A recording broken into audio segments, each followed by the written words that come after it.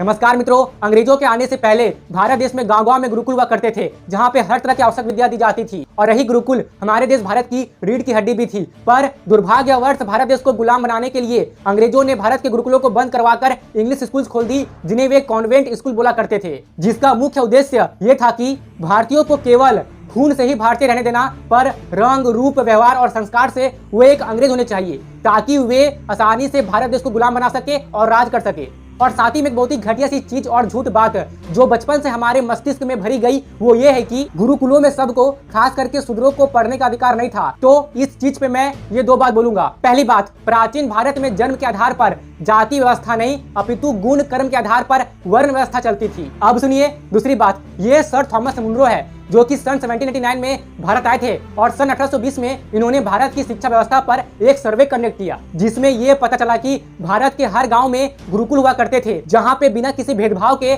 सभी को शिक्षा दी जाती थी, यहाँ तक कि स्त्रियां भी शिक्षा ग्रहण करती थी। अधिक जानकारी के लिए आप इस वीडियो की डिस्क्रिप्शन व कैप्शन पढ़ सकते हैं। पर रुकिए, मैं आपको यहाँ पर भी प्रमाण दे देता हूँ। मलाबार के गुरुकुलों में ब्राह्मणों के बच्चों की संख्या 2223 थी, जबकि शूद्रों के बच्चों की संख्या 3697 थी। मद्रास के गुरुकुलों में ब्राह्मणों के बच्चों की संख्या मात्र 410 थी, जबकि शूद्रों के बच्चों की संख्या 3678 थी। अधिक जानकारी के लिए आप चाहे तो इस टेबल का स्क्रीनशॉट भी ले सकते हैं। दोस्तों, भारत देश की सच्ची गौरवशाली इतिहास हमें ठीक से पढ़ाई नहीं जाती, हमें तो बस स्कूलों में बाएं हाथ से लिखे गए इतिहास को ही पढ़ाया जाता है, जिसके कारण आज हमारे देश भारत में अधिकतर लोग अपने धर्म और संस्कृति से दूर होते जा रहे हैं, जो कि काफी दुख की बात है। इसलिए भारत देश की सच्ची गौरवशाली इतिहास की ये वाली वीडियो औरों के साथ शेयर अवश्य से कीजिए।